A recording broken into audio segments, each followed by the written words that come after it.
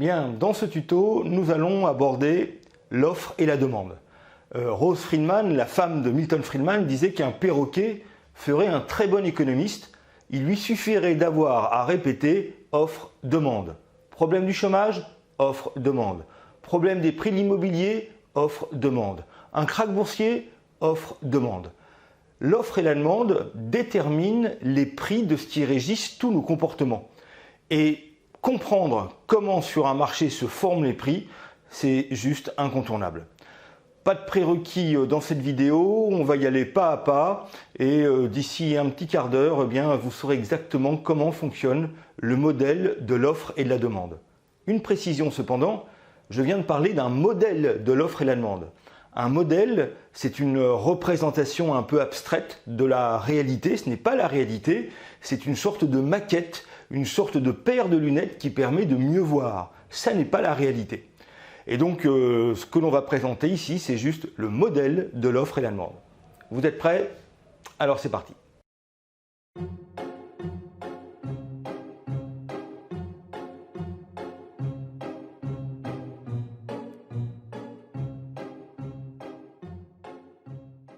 On va commencer par la demande.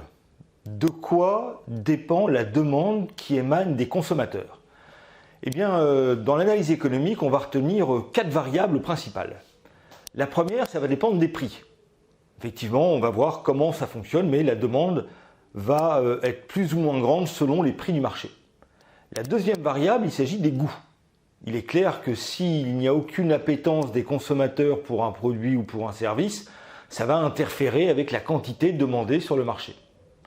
La troisième variable, ça va concerner les prix des biens liés. Ça veut dire quoi les prix des biens liés?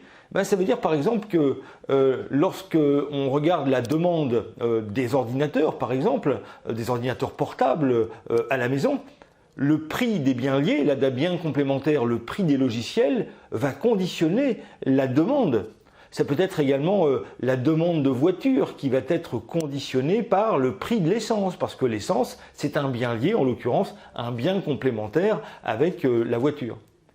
Et puis, dans les biens liés, ça peut être également les biens substituables. Alors, traditionnellement, dans les manuels de microéconomie, on compare le thé et le café. Quand le prix du thé augmente, la demande de café augmente parce qu'on considère que c'est substituable. Alors c'est une question de goût naturellement, c'est pas évident, mais je trouve que la théine est un excitant, les consommateurs ont besoin d'excitants, la caféine est aussi un excitant, et donc il peut y avoir une sorte de substituabilité qui n'est pas parfaite en ce qui me concerne. Ça marche pas du tout, je vois aucun rapport, mais enfin au niveau macroéconomique, quand on agrège les comportements des consommateurs, on a ce genre de comportement.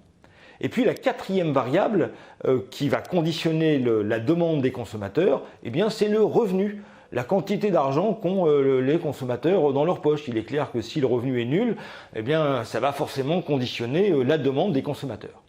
Donc nous avons 4 variables et donc on peut exprimer la fonction de demande des consommateurs de cette façon-là. Ça signifie tout simplement que la demande, elle est fonction, c'est le signe F, petit f c'est la fonction, comme une fonction de mathématiques. La demande est fonction, d'une part du prix, première variable, des goûts des consommateurs, du prix des biens liés et enfin du revenu. Ce qui fait 4 variables. Et donc on peut l'écrire sous une forme formalisée, sous forme mathématique, de cette façon-là. Mais ce que vont faire les économistes, on va privilégier une variable, parce que quand on s'intéresse à la demande, on veut savoir quelle quantité demander en fonction de chacun des prix possibles du marché. Ce qui signifie que le prix devient la variable et les 3 autres variables qui restent, mentalement, c'est intellectuel en quelque sorte, c'est une projection, nous allons les transformer en constantes, on va imaginer qu'elles ne bougeront plus. On va raisonner toute chose égale par ailleurs. Ça, c'est typiquement la phrase que prononcent les économistes. Toute chose égale par ailleurs, en latin, ceteris paribus, ça fait pas mal quand même, à placer dans les dîners en ville. Et donc, toute chose égale par ailleurs, ça veut dire quoi? Ça veut dire que les autres variables, nous les transformons en constantes. On va voir comment ça fonctionne, la suite en images. Donc la représentation de la demande, on l'a dit, c'est une fonction des coûts, du revenu, du prix et du prix des biens liés. Et donc ce qu'on a dit, c'est que parmi les 4 variables, on allait en choisir une, on prend le prix et on veut exprimer les quantités demandées sur le marché en fonction des différentes gammes de prix. Et les autres variables, on l'a dit, on les transforme en constantes, on va mettre une barre dessus. La barre signifie que les coûts, les revenus, le prix des biens liés restent constants, ne vont pas bouger. C'est ce qu'on appelle, c'est une analyse en équilibre partiel. C'est un raisonnement qu'on doit à Alfred Marshall, un professeur anglais de Cambridge à la fin du 19e siècle, qui le premier a modélisé cette présentation du marché. Et donc, alors pourquoi équilibre partiel? Oui, c'est important parce qu'on suppose, le toute chose égale par ailleurs, c'est que tous les autres marchés sont bloqués et on en analyse un seul. Bon, on oppose cette démarche à la démarche que Léon Walras s'initiera à quasiment à la même époque, l'équilibre général. Donc là, on est en équilibre partiel.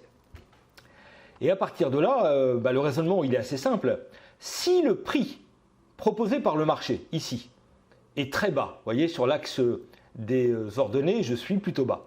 Alors, a priori, si le prix est pas très cher, toute chose égale par ailleurs, on peut penser que les quantités demandées seront plutôt grandes. Donc ici, sur le côté droit de mon axe des abscisses qui représente les quantités demandées. A l'inverse, si le prix du marché est élevé, ici par exemple, alors on peut penser que les quantités demandées sur le marché seront plus faibles, toute chose égale par ailleurs, pour un revenu donné, pour des coûts donnés et pour le prix des autres biens donnés. Donc, si ces deux points extrêmes sont assez logiques, on peut penser qu'entre ces deux points, nous allons avoir une courbe de demande qui est décroissante du prix. Et donc, cette courbe de demande, elle indique, toute chose égale par ailleurs, j'insiste, les quantités totales d'un bien ou d'un service qui sont prêtes à être achetées en fonction du prix à un instant donné pour un lieu donné. Donc, le modèle, il est borné dans le temps et dans l'espace pour un instant donné. Et donc là, on a une courbe de demande qui est décroissante. Elle est statique pour l'instant. Nous verrons dans un autre tuto comment est-ce que bouge cette courbe de demande. Mais là, on retient qu'elle est décroissante du prix. Évidemment, c'est incomplet. Il faut passer maintenant à l'offre. Bien, alors l'offre, on va suivre la même démarche que pour la demande. Là, on se pose la question de savoir de quoi dépendent les quantités offertes par l'ensemble des producteurs, les quantités offertes sur le marché. C'est à cette question qu'on tente de répondre et donc on va identifier les variables. La première variable, il y en a 4, comme pour la demande. La première variable, c'est le prix du marché. Le prix va intervenir et va déterminer les quantités offertes sur le marché. Deuxième variable qui rentre en ligne de compte, c'est ce que les économistes appellent les inputs. Le prix des inputs, c'est-à-dire le prix des matières premières, le salaire en fait partie, ça fait partie, le travail est une matière première, donc il faut rémunérer, comme l'énergie, etc. Donc le prix des matières premières, le prix des inputs va intervenir dans les quantités offertes sur le marché. Troisième variable, il s'agit de la réglementation. La réglementation étatique, elle peut être plus ou moins contraignante et donc souvent indirectement jouer sur les coûts de production. Donc la réglementation fait partie des variables qu'il faut prendre en compte. Et puis enfin la quatrième variable, alors là je sors le bazooka, c'est la variable par excellence, selon moi en tout cas, le progrès technique. Le progrès technique en quelque sorte, ça va être la qualité des facteurs de production. Et donc avec ces 4 variables, on a les candidats pour expliquer les quantités offertes sur le marché. Mais comme précédemment, les économistes vont agréger ce raisonnement et on va l'écrire sous cette forme-là en expliquant que l'offre, elle est fonction donc de ces 4 variables. Mais parmi ces 4 variables, il y en a une seule que l'on va garder sous forme de variable, il s'agit des prix, vous l'avez compris, et les autres variables, comme nous l'avons fait précédemment avec la demande, nous allons les transformer en constante. Voilà la raison donc pour laquelle on va raisonner donc là encore une fois en équilibre partiel, je le rappelle, c'est une démarche que l'on doit à un économiste, Alfred Marshall. Et donc alors on va voir la suite en image, comment est-ce que se construit cette courbe d'offre.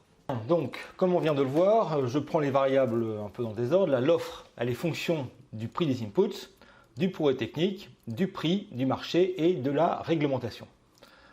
On prend le prix qui va être ma variable, on raisonne toute chose égale par ailleurs, et on transforme les autres variables en constantes.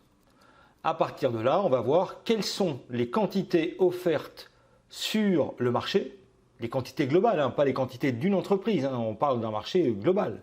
Les quantités offertes sur le marché en fonction du prix. Bon, là, le raisonnement il est assez simple. Imaginons que le prix soit nul, que le prix sur le marché vaut rien, c'est égal à 0. Là, il n'y a pas beaucoup de gens qui vont perdre leur temps à fabriquer quelque chose et à offrir un produit dont le prix est nul. Donc les quantités offertes seront nulles. Et à l'inverse, imaginons que le prix sur le marché soit très élevé. Par exemple, imaginons que le kilo de carottes passe à 500 € le kilo de carottes. Croyez-moi, même moi qui connais rien du tout en carottes, sur mon petit balcon, je vais essayer de me faire pousser quelques kilos de carottes et donc les quantités offertes de carottes vont augmenter. Conséquence, la courbe d'offre, elle est croissante du prix. Toute chose égale par ailleurs.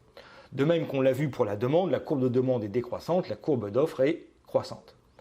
Et donc, une fois qu'on a ça, l'équilibre sur le marché, c'est lorsque la demande décroissante, on a vu, l'offre croissante, on a vu, et lorsqu'au point d'équilibre, au point d'intersection, lorsque l'offre est égale à la demande, alors là, nous avons le prix d'équilibre sur le marché, c'est-à-dire le prix auquel les échanges auront lieu, et nous aurons une certaine quantité qui sera échangée sur le marché, les quantités qui auront lieu donc sur ce marché, les quantités d'équilibre. Alors, qu'est-ce que ça signifie là? Je m'arrête un instant sur le sens de cet équilibre.